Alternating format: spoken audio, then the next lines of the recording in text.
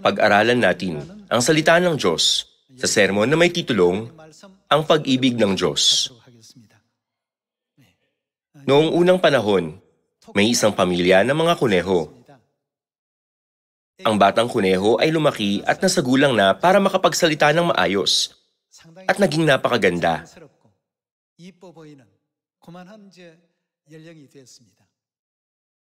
Isang araw, habang ang amang kuneho at ang batang kuneho ay naglalakad sa parang, kinausap ng batang kuneho ang kanyang ama. Itay, mahal mo ba ako? Sumagot ang amang kuneho. Siyempre, mahal na mahal kita. Sagot ng batang kuneho. Kung gayon, ganito mo ba ako kamahal? Sabay unat ng kanyang mga braso. Dahil bata pa siya, gaano man niya kalawak na iunat ang kanyang mga braso, hindi ito maiuunat ng napakalapad. Kaya para sabihin, mahal kita ng higit pa dyan. Inunat ng ama ang kanyang mga braso ng maigi, na mas mahaba kaysa braso ng kanyang anak. Iniisip ng bata na siya ang mas nagmamahal sa kanyang ama. Gayunman, nang ikumpara niya ang kanyang mga braso sa kanyang ama, wala pa sa kalahati ang lapad ng mga ito. Kaya napaisip siya, paano ko maipapakita na mas mahal ko siya? At nagsimula siyang tumalon. Habang sinasabi niyang, ganito kita kamahal, sinubukan niyang tumalon ng mataas hanggat maaari. Pero dahil bata pa siya, hindi siya makatalon ng sobrang taas. Itay, gaano mo ako kamahal? Tanong niya. Ang amang kuneho ay biglang tumalon, nagsasabing, ganito kita kamahal. Sabay talon ng napakataas, sapat para dumampi ang kanyang mga tainga sa matataas na sanga ng puno. Hindi kailanman maabot ng bata ang taas ng pag-ibig ng kanyang ama, kahit anong gawin niya. Sa pamamagitan ng maikling kwentong ito, nais kong sabihin sa inyo na gaano man natin kamahal ang Diyos, hindi natin magagawang punan ang kalahati ng pag-ibig ng Diyos, ni ang 1/10 bahagi, o ang 1 sa 100 bahagi nito. Nabasa ko ang kwentong ito sa isang aklat na pambata. Gaano man kamahal ng mga anak ang kanilang mga magulang, ang kanilang pag-ibig ay limitado lang. Pero ang pag-ibig ng isang ama at ina, gaano man ito kadalang na ipakita, ay tunay na dakila. Ibig sabihin, hindi nyo maikukumpara ang taas o lapad ng kanilang pag-ibig. Kaya maglaan tayo ng ilang oras para matutunan na pag naunawaan natin ng tama ang pag-ibig ng Diyos, mabilis nating makukumpleto ang Ebanghelyo at masusunod natin ang lahat ng tuntunin ng Diyos sa ilalim ng kanyang biyaya. Sa panahong ito, kung ang isang tao ay bigong maunawaan ng tama ang pag-ibig ng Diyos at tumadalo sa simbahan, nangangaral, o nagsasagawa ng mga aktibidad ng Ebanghelyo ng pabasta, mapapagod lang siya. Sa kabilang banda, kung nauunawaan natin ng tama ang pag-ibig ng Diyos, may pagpapatuloy natin ang gawain ng Ebanghelyo kahit sa loob ng 1,000 taon. Kung hindi, sa huli, ito ay magiging isang Ebanghelyo na ipinapangaral para lang sa sarili nating kasiyahan. Kung hindi natin nauunawaan ang kahulugan ng tunay na Ebanghelyo na ninanais ng Diyos, gagawin lang natin ito ng pabasta. Pagkatapos, tayo ay mapapagod, haharap sa mga paghihirap, at makadarama ng lungkot.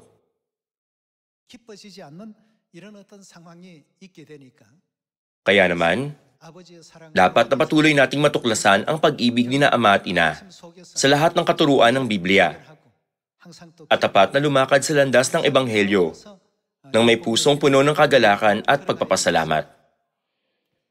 Tignan natin ang tungkol sa pag-ibig ng Diyos sa John chapter 3 verse 16. Tignan natin ang chapter 3, verse 16.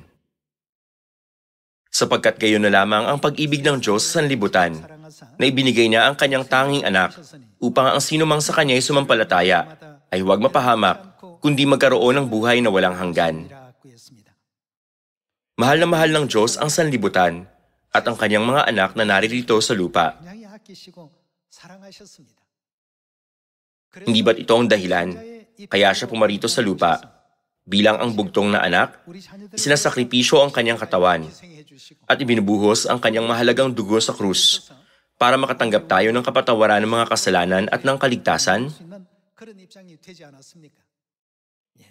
Kaya ang katuroang ibinigay sa John chapter 3 ay nagpapakita na minamahal ng Diyos ang kanyang mga anak sa lupang ito.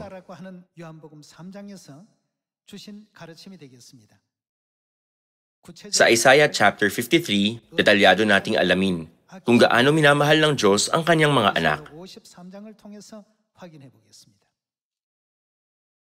Tignan natin ang Isaiah chapter 53, verse 1. Isaiah chapter 53, verse 1. Sinong naniwala sa aming narinig, at kanino nahayag ang bisig ng Panginoon? Sapagkat siya'y tumubo sa harapan niya, na gaya ng sariwang pananim, at gaya ng ugat sa tuyong lupa. Siya'y walang anyo o kagandahan man, na dapat nating pagmasdan siya, at walang kagandahan na may iibigan natin sa kanya. Siya'y hinamak at itinakwil ng mga tao.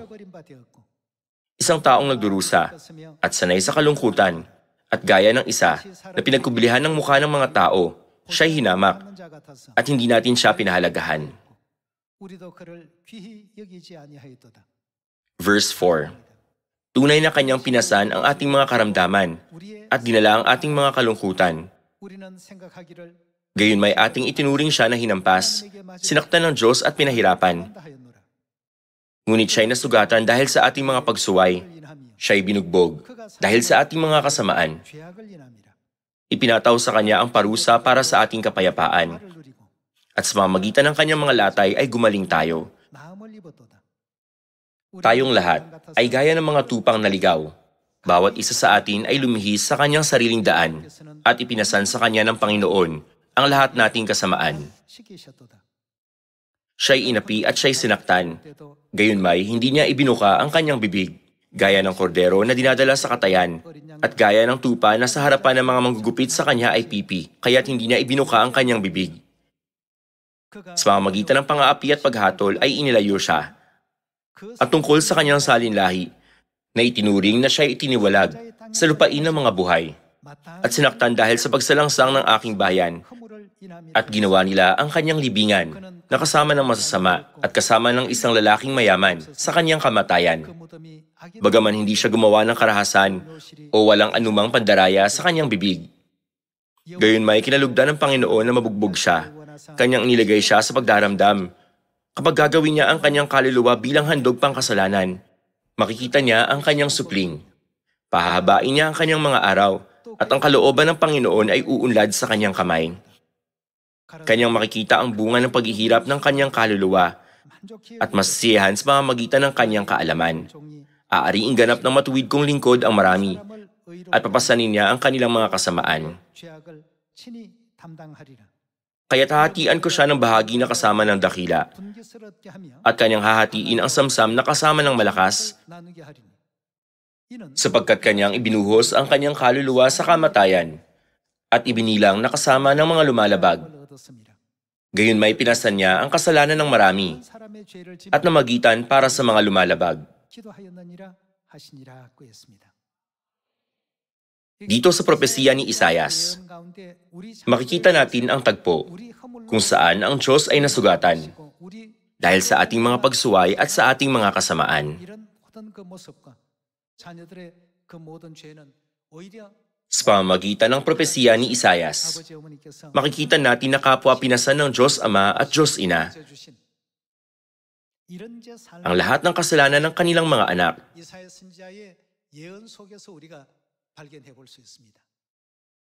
Walang sinuman ang nagturo sa atin ng bagay na ito.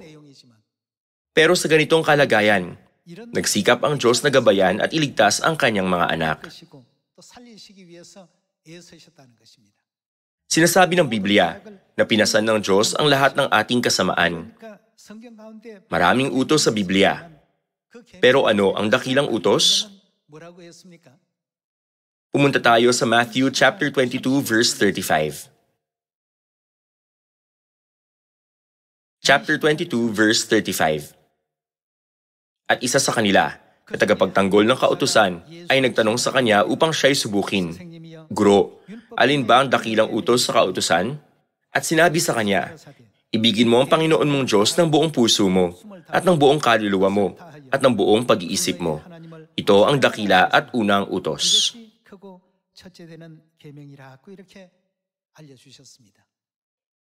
Kumpara sa pag-ibig ng Diyos, hindi natin mapapantayan ang lapad ng kanyang pag-ibig, gaano man natin iniunat ang ating mga braso.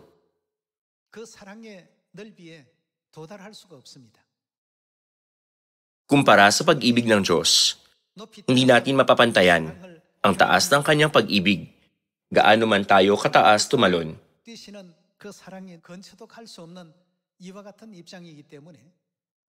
Kahit na pinasan ng Diyos ang lahat ng ating kasalanan, hindi nila kailanman sinabing, nagdurusa ako, o nahihirapan ako. Isinuko ng Diyos ang lahat para lang iligtas ang kanyang mga anak mula sa kasalanan. Kung gayon, ayon sa Matthew chapter 22, ano ang dapat nating gawin? Ibigin mo ang Panginoon mong Diyos ng buong puso mo at ng buong kaluluwa mo at ng buong pag-iisip mo. Ito ang dakila at unang utos. Siyempre, ang kahulugan ng kanyang laman at dugo sa Pasko ng Bagong Tipan ay nakapaloob din sa dakilang utos na ito. Higit sa lahat, kailangan nating isagawa ang Ebanghelyo nang nauunawaan ng tama ang pag-ibig ni na Ama at Ina. Nang sa gayon, ay makakilos tayo ng may lubos na pananampalataya. Hindi ba't magagawa nating sundin ang landas ng Diyos ng may pananampalataya? Hindi para sa iba, kundi para sa ugnayan na mayroon tayo sa Diyos. Tinuturuan tayo ng Biblia na, ibigin mo ang Panginoon mong Diyos. Ito ang dakila at unang utos, na humihimok sa atin na magkaroon ng pananampalatayang alam kung paano ibigin ang Diyos. Pakiramdam natin ay pinipigilan tayo dahil hindi natin magawa ang lahat ng gusto nating gawin. Kaya kahit sa kaunting hirap na kinakaharap natin, sinasabi natin, ang hirap naman nito.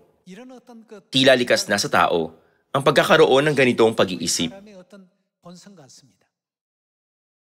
Gayunman, kung iisipin natin ang katotohanan na nagpigil ang Diyos na gawin ang lahat ng gusto niyang gawin nang dahil sa atin at naglaan ng kanyang buong buhay para iligtas tayo, hindi lang natin dapat na unawain ang walang hangganang sakripisyo at pag-ibig ng ating Ama at Ina sa pamamagitan lang ng dugong na buhos sa krus.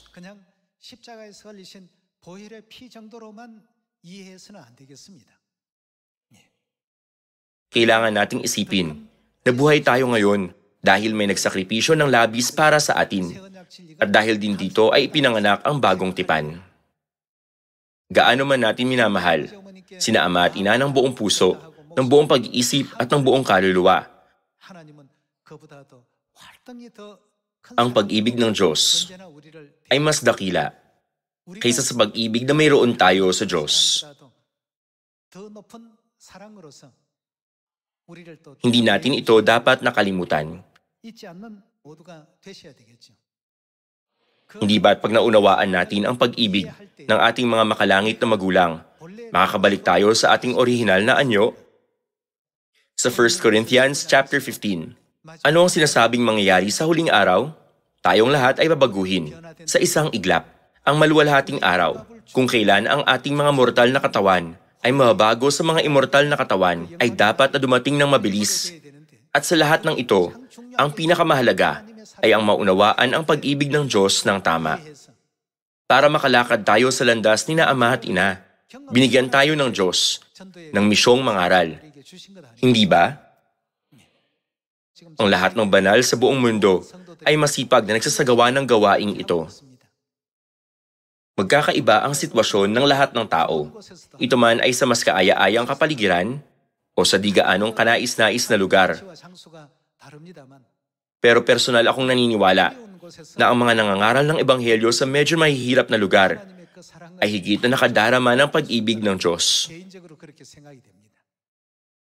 Siyempre, mabuti ang pagkasagawa ng ebanghelyo sa isang kanais-nais na kapaligiran. Pero, pag gumawa tayo ng gawain ng ebanghelyo sa mas mapanghamong sitwasyon, lubusan nating matututunan ang sakripisyo ni Ama at ang mga paghihirap ni Ina. Kaya ang titulo ng sermon ngayon ay Ang Pag-ibig ng Diyos. Malalim na naunawaan ng mga banal ng sinaunang simbahan ang pag-ibig ng Diyos. Kaya kahit na humarap sila sa maraming pag-uusig, itinuring nila na isang malaking karangalan ang pagiging martir.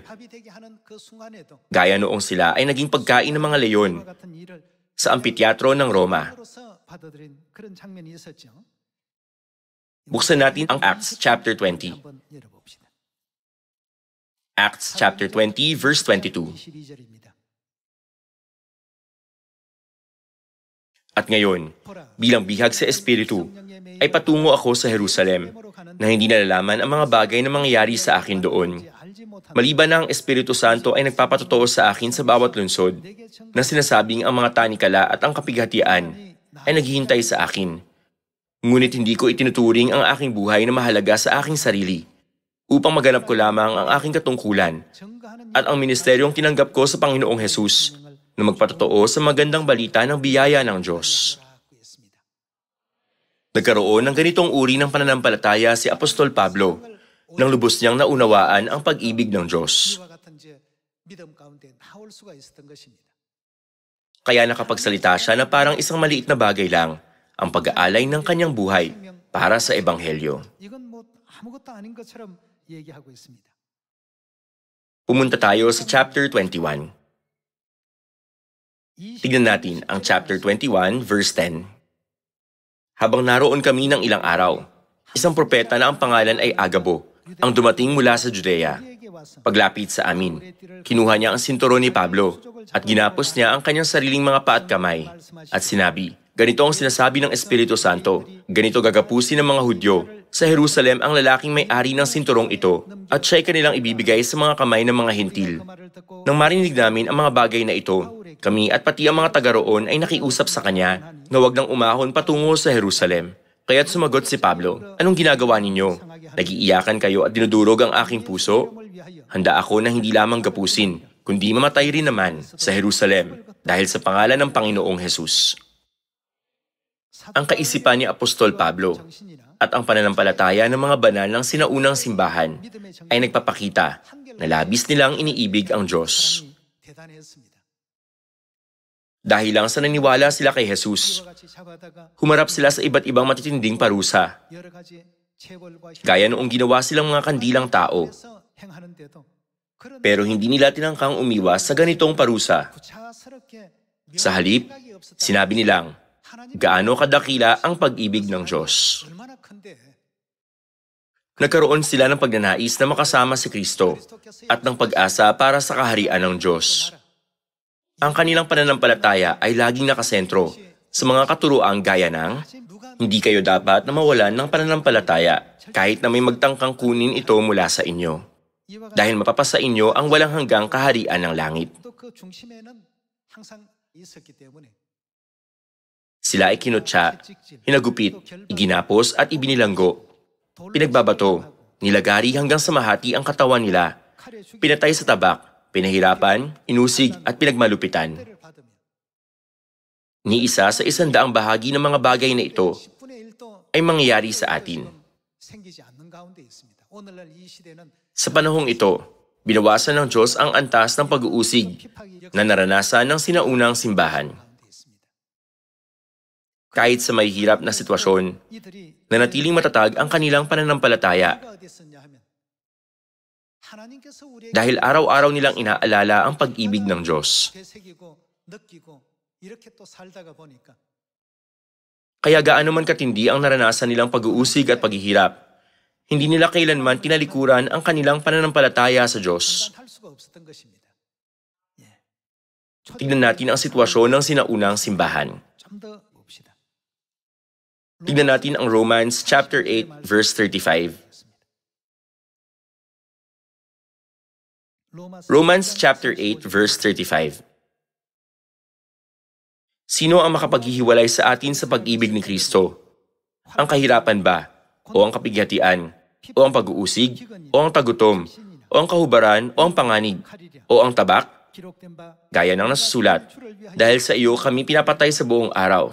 Kami ay itinuring ng mga tupa sa katayan. Ngunit sa lahat ng mga bagay na ito, tayo higit pa sa mga nagtatagumpay sa pamamagitan niya na sa atin ay umibig.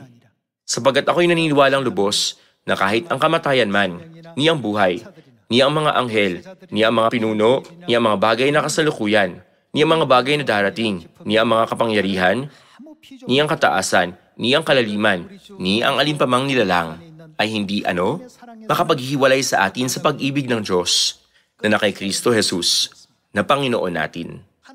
Walang anumang bagay sa mundo ang makakaputol sa bigkis ng pag-ibig na siyang nag-uugnay sa atin at sa Diyos.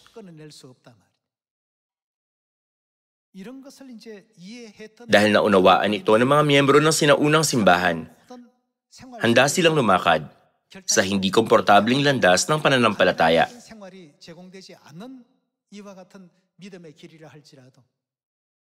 Gaano karaming mga bituin ang nasa sangkalawakan? Mayroong daan-daang bilyong bituin sa sangkalawakan, tulad ng Earth at ng Araw. Mayroong humigit kumulang 200 bilyong bituin. Dahil dito, nagmumukhang wala lang ang Earth. Gayunman, ang makalangit na Ama at makalangit na Ina ay pumarito sa lupa para sa atin. Ang katotohanan na dumating sila ay sapat na para mapuno tayo ng pagpapasalamat. Naunawaan ng mga banal ng sinaunang simbahan na gaano man kahalaga ang isang bagay sa mundo, walang makakapaghiwalay kailanman sa kanila sa pag-ibig ni Kristo. Dahil naunawaan nila ng tama ang diwa ng pag-ibig at pag-ibig sa Diyos, nagkaroon sila ng Nagkaroon sila ng pananampalataya. Nagkaroon din sila ng Nagkaroon din sila ng pag-asa para sa kaharian ng langit. Dapat nating ibigin ang Diyos. Kung wala tayong pag-ibig sa Diyos, hindi lalago ang ating pananampalataya at hindi rin tayo magkakaroon ng pag-asa. Kung gayon, paano natin dapat na ibigin ang Diyos ng buong puso, ng buong kaluluwa, ng buong pag-iisip at ng buong lakas? Sinabi ni Jesus na, ito ang dakila at unang utos. Kung ang pag-ibig ng Diyos ay wala sa atin at hindi natin ito nauunawaan, hindi tayo kailanman makakalakad sa landas na ito ng pananampalataya. Tulad ni Judas Iscariote, ipagkakanulo natin ang ebanghelyo sa kalagitnaan o tatakas sa mundo nang hindi nakukumpleto ang landas ng ebanghelyo hanggang sa wakas. Mahuhulog tayo sa bitag ng pagkakaroon ng hangal na pananampalataya tulad nito. Kahit na maaari sanang tamasahin ng Diyos ang tahimik na buhay sa langit, pumarito sila sa laman na nangangahulugan na handa silang magdusa para sa atin. Sa kabila ng mga panlilibak ng mga tao, nagpasya sina Ama at Ina na protektahan tayo hanggang sa huli. Naunawaan ng mga banal ng sinaunang simbahan na ang pagkakaroon nila ng pananampalatayang hindi karapat-dapat sa mundo ay dahil sa banal na sakripisyo at pag-ibig ni Ama at Ina. Sa panahon ding ito, natanggap natin ang dakilang misyon mula sa Diyos na ipangaral ang ebanghelyo sa Samaria at hanggang sa kaduluduluhang bahagi ng lupa. Gaya ng nakita natin kanina sa aklat ng Acts, itinuring ni Apostol Pablo ang kanyang buhay na walang halaga para ganap niyang matupad ang misyon ng Diyos. Sino ang makapaghihiwalay sa atin sa pag-ibig ni Kristo? Binigyan din ni Apostol Pablo na walang kahit na anong bagay sa mundong ito ang makakapaghiwalay kailanman sa atin mula sa pag-ibig ni Kristo. Sinabi niya na imposibleng mangyari na kanyang talikuran ang malalim na pag-ibig ng Diyos o ang ituring ito na parang wala lang.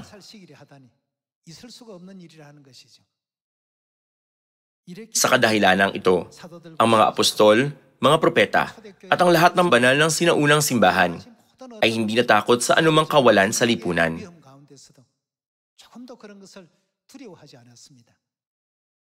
Kung hindi natin nauunawaan ang pag-ibig ng Diyos, madali tayong susuko nang hindi nalalaman kung ano ang ginawa ni na Ama at Ina para sa atin. Iisipin natin, Sabado ngayon, kaya dapat akong pumunta sa simbahan. At pupunta lang, hindi para sa ating kaligtasan at kapatawaran ng mga kasalanan, kundi para sa ating mga lider. Ito ay isang maling direksyon. Nang nakakatiyak sa pag-ibig ng Diyos, dapat nating itanong sa sarili, paano tayo inaakay ng Diyos? Anong uri ng luwalhati sa langit ang tinalikuran niya para pumarito sa lupa? Anong uri ng sakripisyo ang tiniis niya para sa ating mga kasalanan? Isa-isa nating isaalang-alang ang mga bagay na ito, gaya na nakasaad sa Romans chapter 8.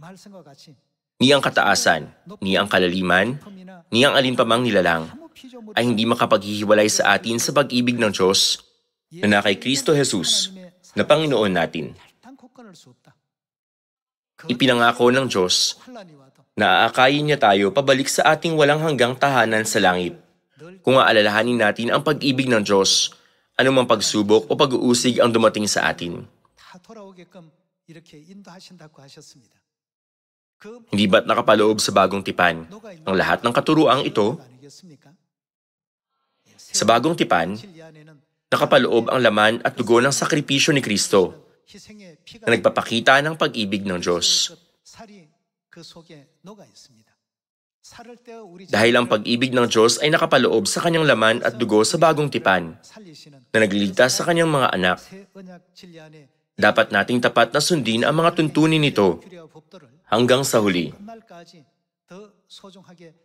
Magkaroon tayo ng mapagpasalamat na puso para sa pag-ibig ng Diyos na nakapaloob sa bagong tipan at magkaroon ng realisasyon gaya ng nakarecord sa Romans chapter 8 na walang kahit na anong bagay sa mundo ang makakapaghiwalay kailanman sa atin mula sa pag-ibig ni Kristo. Gaano tayo kamahal ng Diyos na pumarito siya sa lupang ito? Bakit ang Diyos ay hinandog ng napakaraming beses bilang alay sa buong panahon ng lumang tipan? Dahil sa napakaraming handog na iyon, ang bagong tipan ay naitatag. Mga kapatid, ang bagong tipan ay hindi lang basta ginawa kung saan. Hindi lang ito basta ginawa isang araw sa itaas na silid ni Marcos sa pagsasabing, ang tinapay na ito ay ang aking katawan at ang kopang ito ay ang aking dugo ng bagong tipan. Mula sa pisikal na pananaw, maaaring mukhang ganito, pero sa espiritual na mundo, ang mga kondisyon para sa pagtatatag ng bagong tipan ay natupad sa pamamagitan ng di mabilang na sakripisyo ng Diyos. Pag-isa sa alang-alang natin ang tuntunin ng paghahandog sa lumang tipan at ang lahat ng gawa ng pananampalataya ng mga apostol sa bagong tipan. Makikita natin na ang pananampalatayang ito ay nagmula sa perpektong pag-ibig sa Diyos at sa pamamagitan ng ganitong pananampalataya, nagkaroon sila ng pag-asa para sa langit.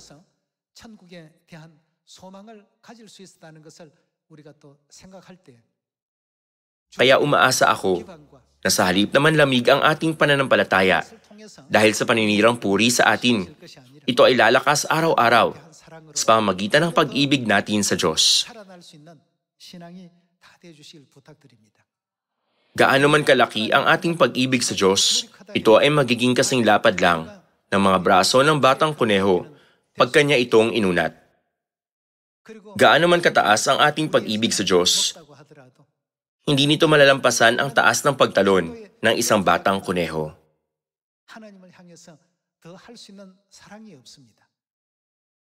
Gayunman, kahit na ibinigay sa atin ng Diyos Ang kanyang dakilang pag-ibig, hindi niya ito ipinamukha sa atin. Kung sasabihin niya araw-araw na, ganito ko kayo kamahal, maaari tayong malula sa laki ng kanyang pag-ibig.